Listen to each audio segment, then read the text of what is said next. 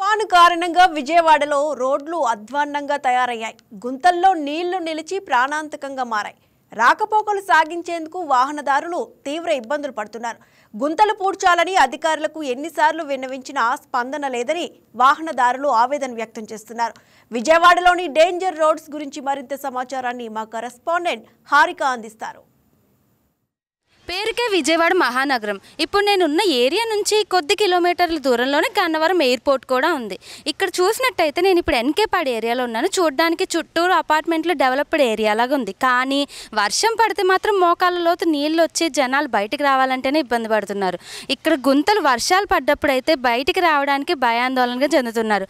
ఇంకా పక్కన స్కూళ్ళకి పిల్లల్ని పంపాలన్నా ఒంటరిగా పంపలేని పరిస్థితి. ఇంకా గర్భిణీల గురించి అయితే చెప్పనే అక్కర్లేదు. నార్మల్ చెకప్కి వెళ్ళాలన్నా అవసరమా ఇప్పుడు అన్న పరిస్థితికి వచ్చేసింది. ఇక్కడ చూసినట్టయితే పశువుల కాపర్లు కూడా ఉన్నారు.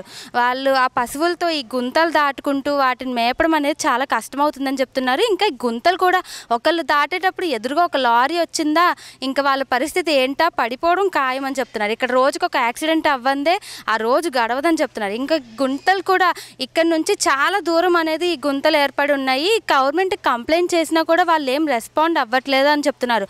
అధికారులు కొంచెం అప్రమత్తమయ్యి రోడ్లు అనేది క్లియర్ చేస్తే వాళ్ళకి కొంచెం రవాణా అనేది సౌకర్యంగా ఉంటుందని చెప్తున్నారు.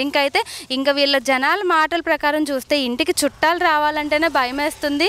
మేము బయటికి వెళ్ళాలన్నా ఎవరొకరు మన ఇంటికి రావాలన్నా వాళ్ళకి అసలు వీలుగా లేదు, కుదరట్లేదు, భయం వేస్తుందని చెప్తున్నారు. మేము వచ్చి ఇక్కడికి 3 years అవుతుంది. వచ్చిన కాడ నుంచి అసలు రోడ్లు అస్సలు బాగోట్లేదు. కొంచెం కూడా ప్రభుత్వం ఏమాత్రం కూడా పట్టించుకోవట్లేదు.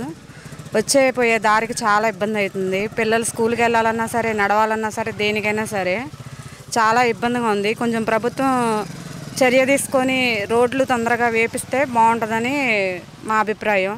దయచేసి కొంచెం రోడ్లు తొందరగా వేపిస్తే బాగుంటుందని ఆలోచన. నేను 9 yearsగా ఉంటున్నా ఈ రోడ్లలోనే. ఈ నీళ్ళల్లో ఇలా మా పిల్లలు స్కూల్కి వెళ్ళాలంటే ఇబ్బంది అవుతుంది చాలా.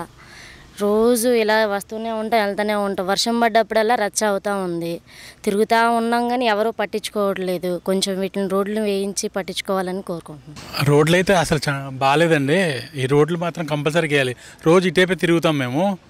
అది చూడండి, అసలు రావటానికి ఎక్కడ గోయి ఉందో ఎక్కడ పడతామో తెలియదు. బండ్లు కూడా పాడైపోతున్నాయి. ఇది కొద్దిగా చూసి వేస్తే బాగుంటుందని అనుకుంటున్నాను. వాళ్ళే చూసుకొని వేయాలి. వర్షాలు అయిపోయినాయి కదా, ఇప్పుడైనా కొద్దిగా చూసి వేస్తే బాగుంటుంది. చాలామంది ఇబ్బంది పడుతున్నారు. లేడీస్ అయితే రావడానికి అసలు కష్టం కదా. జనసేన ఎలాగోలా వస్తారు. ఇంకో దారి కూడా లేదు యాక్చువల్గా. చూస్తే ఇది పోనీ పల్లెటూరు కాదు. అలాగే విజయవాడలో నేషనల్ హైవే పక్కనున్న ఎన్కేపాడు. రవాణా కూడా ఇక్కడ బాగానే జరుగుతుంది. కానీ ఇక్కడ అధికారులు మాత్రం ఏం రెస్పాండ్ అవ్వట్లేదని స్థానికులు వాపోతున్నారు. వీడియో జర్నలిస్ట్ సురేష్తో హారిక, YK న్యూస్, విజయవాడ.